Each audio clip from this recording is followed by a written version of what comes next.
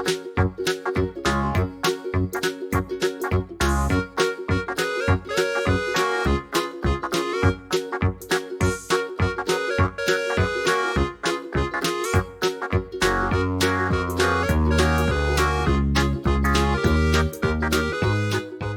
galerinha do segundo ano.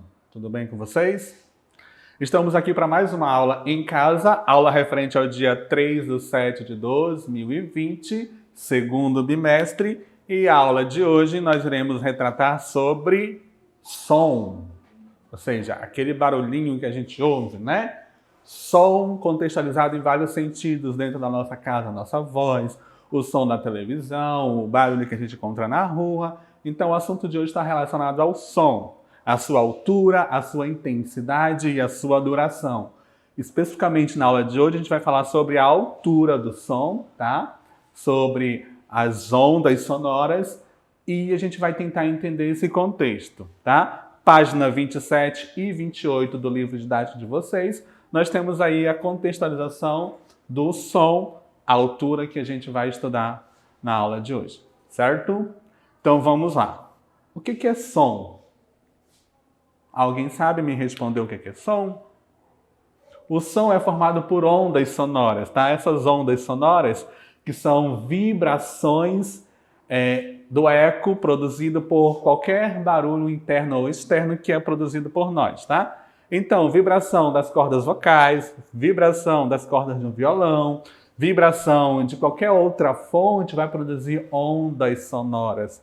Essas ondas sonoras é que vão chegar no nosso ouvido para que a gente consiga interpretar qual é o barulho que nós estamos ouvindo, tá? Então as ondas sonoras são geradas pelas vibrações.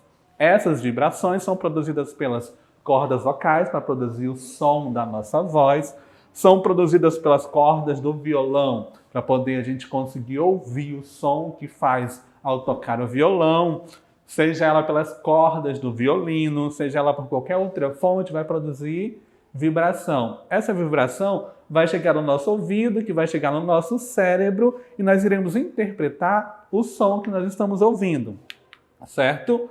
Olha só como é que é produzido o som da nossa voz. Cordas vocais, tá? Está situado aqui na nossa garganta, na faringe, tá?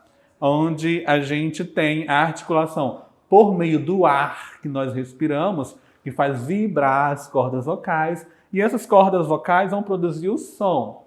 Esse som vai sair de nossa boca em forma de ondas sonoras que vai chegar no nosso ouvido, que vai chegar no nosso cérebro, e eu vou conseguir compreender o que você está falando e você vai conseguir interpretar aquilo que eu estou falando.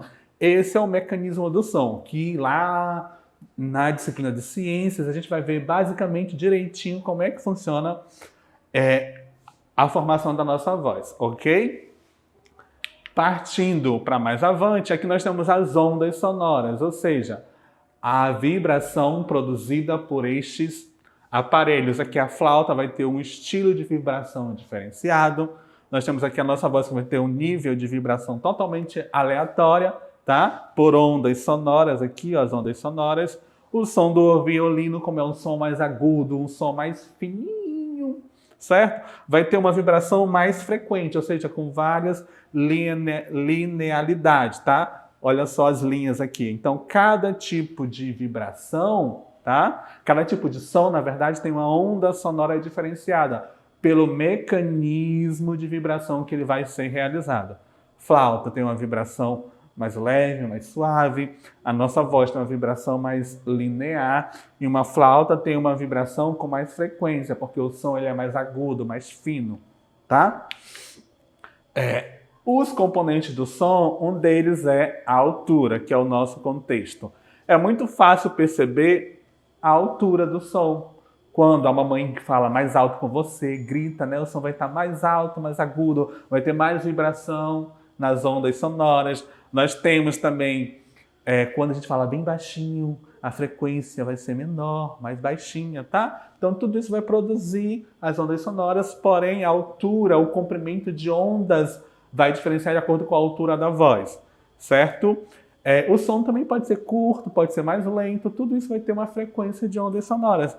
Então a altura é referente ao comprimento da onda, ou seja, como essa onda vai se propagar, tá? Nós temos aqui, ó, um som de baixa frequência, tá? É um som mais grave, mais baixo, mais rouco, quando a gente vai falar de voz, tá? Essa frequência baixa é quando a voz é mais rouca, mais baixa, tá? Vai fazer essa onda mais leve. Uma voz normal, um tom de voz normal, ele vai fazer uma onda com mais agilidade, com mais movimento. Quando eu tenho um som, uma altura muito alta, um som muito agudo, bem fininho, como é que vai ser essa frequência de altura? Vai ser mais rápida, porque o som é mais agudo, mais alto. É como se eu tenho uma cantora de ópera, né? Uma cantora de ópera vai cantar lá no alto, uma voz bem altinha, que vai fazer essa frequência de ondas com mais agilidade, tá? Então a altura está referente a isso. Eu falar fininho, mas bem alto, vou ter uma frequência de som diferente. Quando eu falo mais grosso, eu vou ter uma frequência de som mais suave. Quando eu falo linear, eu tenho aqui uma frequência normal. Olha só, vamos tentar diferenciar a frequência de som desses dois aparelhos. Nós temos aqui dois instrumentos musicais de música clássica, tá? Esses dois aparelhos aqui, que você vai tentar descobrir também qual é o nome de cada um, tá? Nós temos aqui, ó, não vou falar, fica a cargo de vocês descobrir. No livro didático, na página de número 28, tem esses dois instrumentos. E a nossa atividade é identificar qual dos instrumentos produzem um som de variadas frequências, tá? Você conhece o som produzido por tais instrumentos? Você conhece o som de um violino? Você conhece o som de um baixo? Sim? Não? Acredito que sim, né? Então, qual deles é o que tem o som mais grave? O que é o som grave? O som grave é aquele som mais rouco, mais forte, né? E qual é o som, qual é desses dois instrumentos que tem aquele som mais fino, mais agudo, bem agudinho, bem altão, tá? E aí, consegue identificar? Vamos lá, tá? Depois que você identificar quais deles fazem o som grave e o som agudo, você vai partir para a composição musical, tá? Você vai escolher aí na sua casa a panela da mamãe, a bacia, as colheres de pau e vai tentar produzir e experimentar diferentes tipos de som. Aquele que faz um som mais agudo, aquele que faz um som mais grave, tá? E vai tentar fazer uma composição musical, vai fazer uma bandinha aí, chama o papai, a mamãe e o irmãozinho para fazer uma banda musical experimentando os som graves e som agudo. Esta vai ser a atividade da aula de hoje. Então, beijinhos e abraços e tchau, tchau. Boa diversão!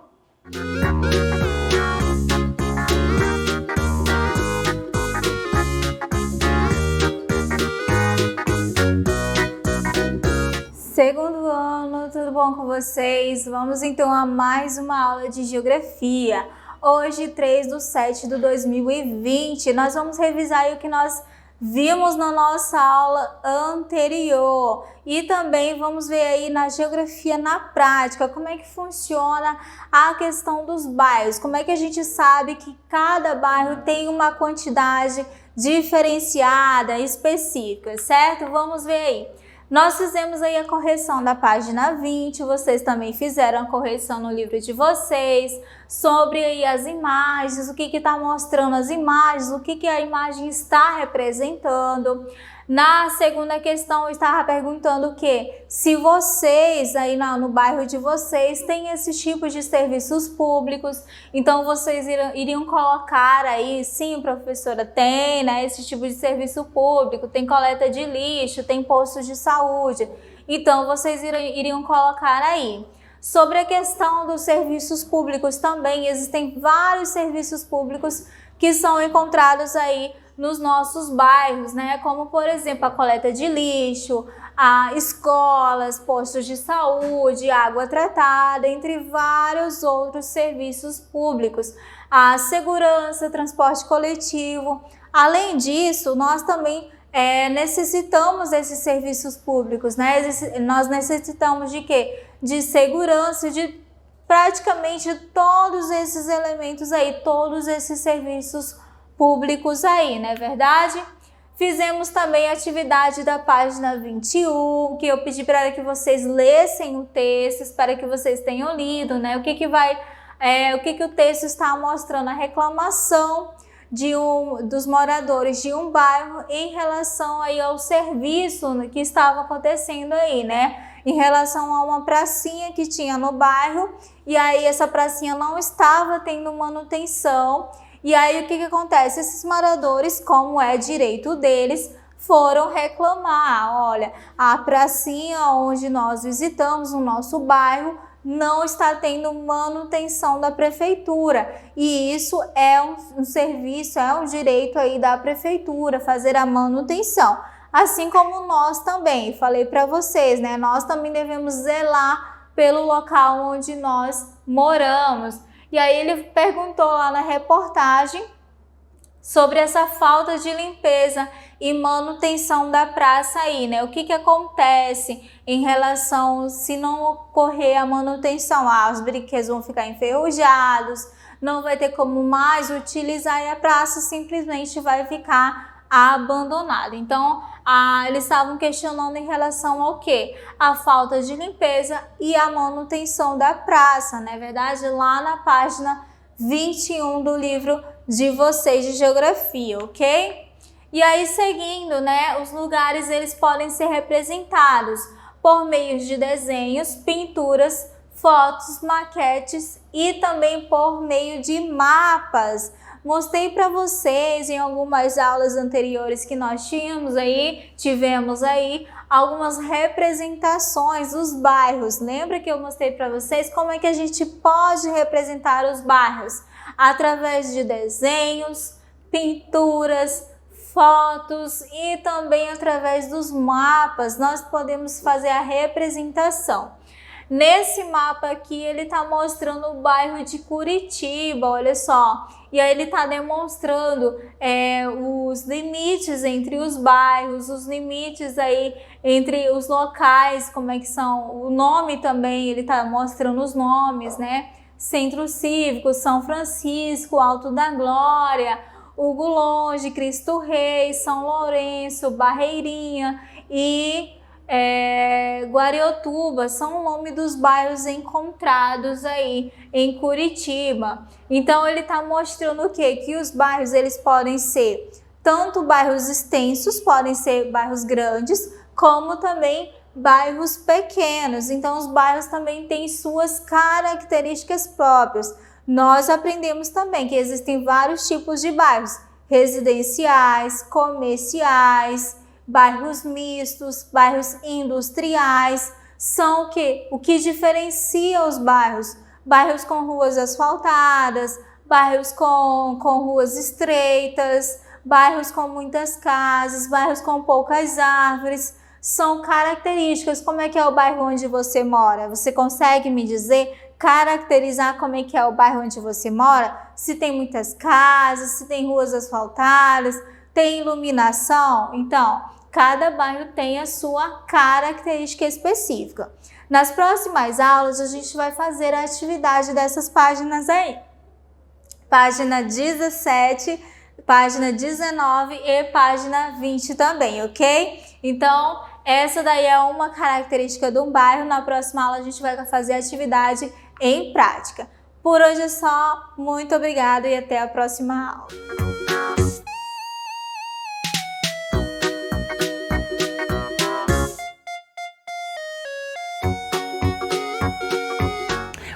Oi, segundo ano, tudo bom com vocês? Eu espero que vocês estejam muito bem. Estamos começando mais uma aula de matemática e a gente vai vir aí trabalhando a ideia de tirar da subtração, tá bom? Hoje é dia 3 de julho, vamos trabalhar as páginas 38 e 39. Nessas duas páginas nós precisamos estar aí colocando a data do dia 3/7. Então bora lá começar a nossa aula. A gente tem aí na página página 38, um aprender é divertido, que a gente vai jogar o jogo que tem o nome de número colorido.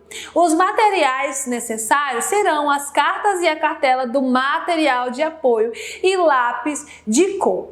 Então, corre lá atrás no material de apoio, recorta e aí chama a mãe, chama o pai ou o irmão para brincar com vocês, tá bom? Bora lá? Então, gente, eu tô aqui com o meu jogo depois que eu recortei e aí chama alguém para jogar com você, tá bom? Depois que a gente recortar, a gente tem que dividir as cartas nas cores. Aqui esse montinho de cartas tem a cor verde. E aqui esse outro montinho de cartas tem a cor vermelho, tá bom? Depois que eu juntei o montinho de cartas, eu embaralhei. Aí, cada jogador tem a sua vez. Aí a gente tem que tirar, por exemplo, aqui, ó. Eu vou tirar a primeira carta, tá bom? E aqui eu vou tirar a segunda carta. Aqui a operação que eu tenho que fazer é 8 menos 8. Eu sei que 8 menos 8 é 0. E aí, eu tenho 0 na minha cartela? Não tenho 0. Se eu não tenho 0, então eu não marco nem o X, eu nem pinto nada, tá bom? Aí eu devolvo a minha carta para o monte lá para o final. Aí, quando a gente não encontra o resultado aqui na nossa cartela, a gente meio que perde a vez, então é a vez do próximo jogador. Aí eu vou tentar de novo, ver se eu consigo marcar algum pontinho aqui, tá bom? Aqui eu vou tentar de novo para ver se eu consigo encontrar, tá bom? Tirei o número 9 e aqui foi o 3. Lembrando que a gente sempre tem que fazer o maior menos o menor. Então, 9 menos 3, eu sei que é 6. Eu tenho 6 aqui na minha cartela? Tenho. Aí eu vou e pinto o número 6. Aí é a vez do próximo jogador, tá bom? Lembrando que cada jogador tem que ter uma cor única de lápis de cor ou de canetinha, tá bom? Aquele que conseguir pintar toda a sua cartela primeiro é que vence o jogo, tá bom? E é isso, gente. Vamos dar continuidade. Agora a gente vem aqui na página 39, onde a gente tem uma atividade para a gente fazer. Número 1. Vanessa e Marcelo estão jogando número colorido. Letra A. Vanessa tirou essas cartas. Ela tirou a carta número 2 e número 9. Pinte o número que ela deve colorir na cartela. Lembra que eu falei agorinha? Que a gente sempre vai fazer o maior menos o menor. Então a gente vai trabalhar aí, o maior é o 9, né? E o menor é o 2. Então vai ser 9 menos 2. Quanto que seria? Eu tenho 9 e eu tiro 2 do meu 9. Exatamente 7. Então eu tenho que pintar aí o quadradinho do número 7, tá bom? Vamos pro próximo. A gente tem a letra B. Em seguida, Marcelo tirou essas cartas aqui, ó. 8 e 5. Pinte o número que ele deve colorir na cartela. Aqui novamente, o maior menos o menor. 8 menos 5. Você tem 8, tira os 5, fica quanto? Isso mesmo, a gente vai ter aí 3, tá bom? 8 tira 5, fica 3. Então, colore aí o número 3. A gente tem aí a número 2. Augusto está vendendo suco de frutas em uma feira. Na tabela a seguir estão representadas as quantidades de garrafinhas de suco de cada fruta que ele fez e quantas foram vendidas após 1 hora de feira, tá bom? Aí tá pedindo o seguinte: complete o quadro com uma subtração para representar a quantidade de garrafas de cada tipo de suco que sobrou depois de 1 hora de feira. Então, ele fez aqui, ó, de laranja, 5. Ele vendeu 4. Quantas sobraram? A gente tem 5, retirou as 4 que foram vendidas, sobrou né? 5 menos 4, 1. E aí a gente precisa representar aqui com uma subtração aqui, ó. 5, o sinal do menos, o 4, que é igual a 1. Agora o de uva, a gente tem 8 que foram feitas e foram vendidas, 6. Então a gente tem 8, tira 6, fica 2. Agora eu peço vocês que pausem o vídeo e realizem aí, ó, o 8 menos 2, aí põe aqui 8 menos 2 e o resultado, e aí o de limão, o 9 menos 5, põe o 9 menos 5 e o resultado. Pausa aí e realiza, faz no dedinho, não tem problema.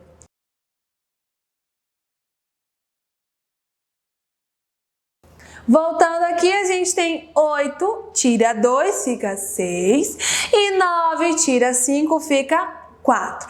Pausa aí para ver se você fez tudo certinho. A gente vai vir concluindo a nossa aula de hoje, onde a gente aprendeu aí no aprender é divertido, o número colorido, nós fizemos a aplicação dele na atividade e a gente viu aí a questão de sobra. Quando você trabalha com subtração, o resultado tem a ideia de que sobrou alguma coisa, né? E aí na próxima aula a gente vem continuando as nossas atividades e também vai trabalhar a centena. A gente já trabalhou unidade, dezena, agora vai ser a centena, tá bom? E é isso, gente. Eu desejo a vocês um ótimo final de semana e até semana que vem. Tchau, tchau!